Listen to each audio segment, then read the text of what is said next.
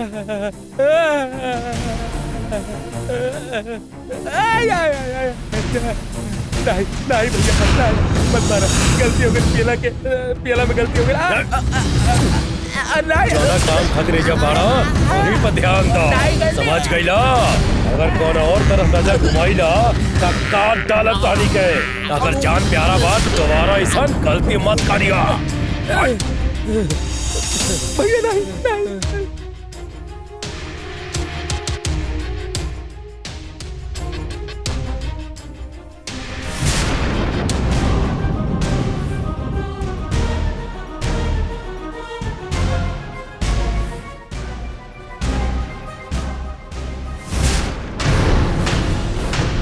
बाबा, हमने मालती के आज तक कुछ भी न देनी, लेकिन आज ओकर खातिर नेकलेस लेके आई। मालती खातिर बाबा, मालती खुश रहे ऐसा आशीर्वाद दी।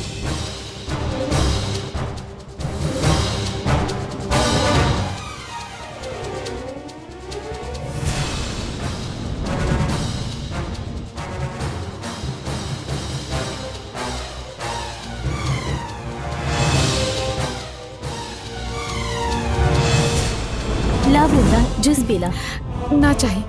जब से तू घर में आयल बाड़ू ठीक से खाना पीना कुछ नहीं क्यों खा रहल बाड़ू? कैसे खाली खाना हम मालती के नाम पे एजा रहल हमके सही ना लागता। थोड़ा दिन के ही बात बा, जैसे तय भइल रहे वैसे ही करल जरूरी बा। अब थोड़ा दिन और ही सहला।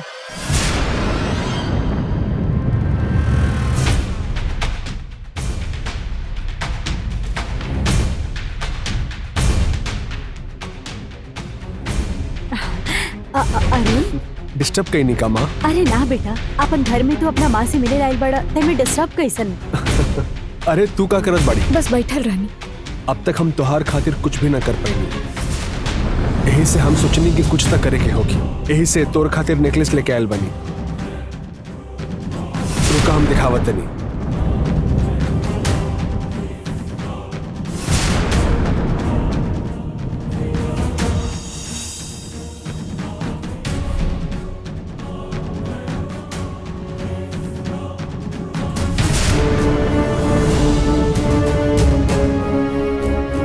नेकलेस पसंद आई?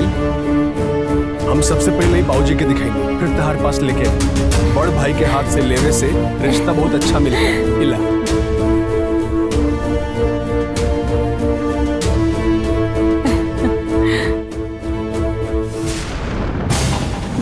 अरे वाह, एक हफ्ता भी ना भइल और इतना प्यार शुरू हो गई। आगे काका देखे के पड़ी, पता ना कुछ समझ नहीं के आवत। अब ऐसे चुपचाप रहे से कोनो फायदा ना होगी। अब तो हमने के कुछ न कुछ कर ही के पड़ी। अगर तारा के कुछ और भी चाहिए तो आके हमसे बता दी, हम जरूर तारा के लाके देंगे। अब तू माँ बेटी बात करा, हम बाद में मिला। हम चलता नहीं, तू लोग ख्याल रख। तारा जैसन तोहर दिल भी बहुत बड़ बा। मालती समझ के हार हमके दे दिहले, बाकी ई हार जौन के हकदार बा उहे के हाथ पहुंचे के चाहिए।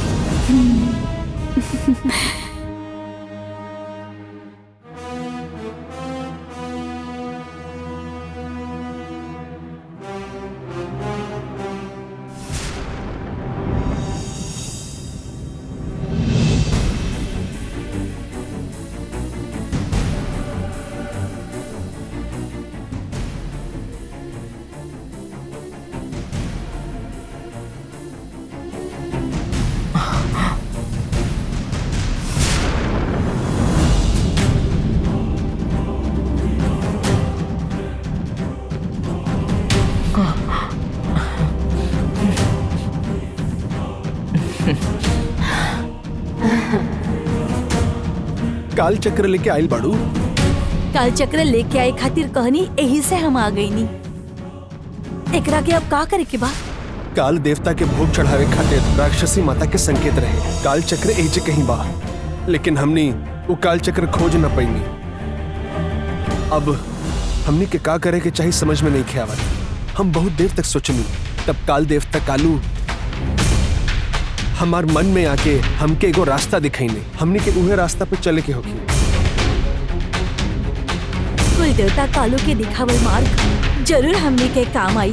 अब का करे के बा बताई। पर्वत काल चक्र, वारण काल चक्र, मयूर काल चक्र में जोन शक्ति रहे वो काल चक्र के शक्ति के वैसन शक्ति, चुंबक के शक्ति आज भी वैसने बा। शक्ति में कोनो बदलाव नहीं खे भइल। यह शक्ति के वजह से एक काल चक्र बाकी काल चक्र के आपन ओर खींच लाई। ई बात हमरा के काल देवता कालू बताईने। अभी तहार हाथ में जोन काल चक्र बा ओकर इस्तेमाल कई के मायावी शक्ति द्वारा छुपायल गल दोनों काल चक्र हमने आसानी से खोज के निकाल ले। अगर तू हो चाहेलू कि वो काल चक्र हमनी के हाथ आ जाए तब तहरा के उहे करे के होखी जैसन हम तहरा के कहब।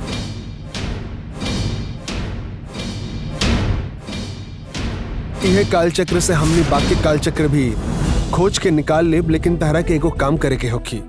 हमार बात ध्यान से सुना। का करे के बा वो बताई। ये काल चक्र तहरा के हाथ में लेके ये पूरा जगह के चक्कर लगाए के होखी। यही जे कहीं बाकी दोनों काल चक्र छुपल बा। ठीक बा, हम तुरंत चक्कर लगावतानी।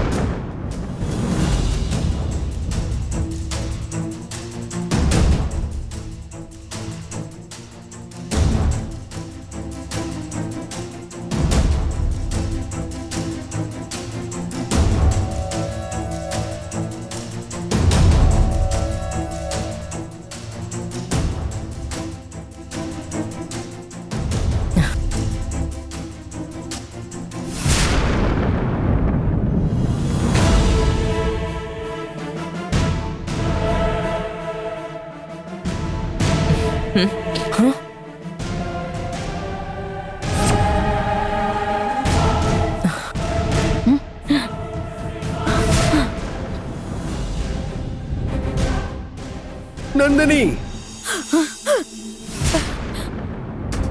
नंदिनी, तहार हाथ से काल चक्र लेवे खातिर मायावी शक्ति आवता। तरह के सावधान रहे के होकी।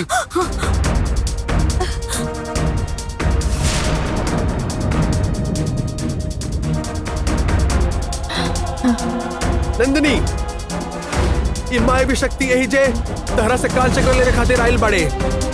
एकर मतलब बाकी दोनों काल चक्र भी यही जे कहीं बा।